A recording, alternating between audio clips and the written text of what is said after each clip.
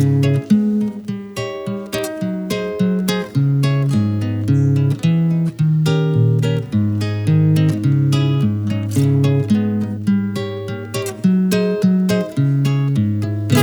sanatriaky hoe manatsafandry manasipetraka fa misy resaka rakitra fa rosondrahara vakava dianauza angatakatsodrano anorotokatrano fa efa lehibe ka oyaoe rakitra fa rosondrahara vakava dianauza tsy aleove tsikase mba mampandre ny olon-dehibe isika raha teo de efa samileo mifampidaridarika miseho vedety ka so tsy mety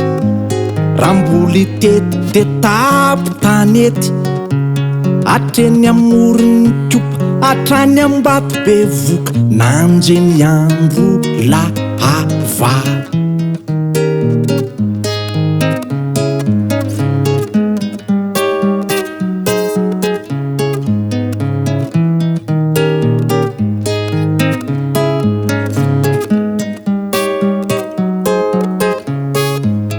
ny kiboatsenako tsy maintsy ahenako satria kapokandry raha ny ao an-dakozy rakitra fa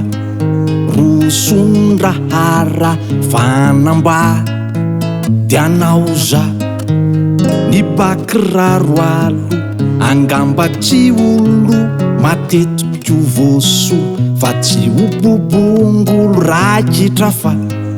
rosondrahara fanamba dianauza tsy aleove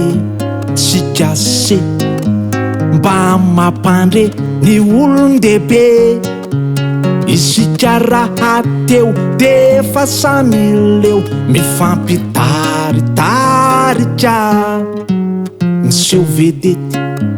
ka so tsy mety ramboly tety de tapo tanety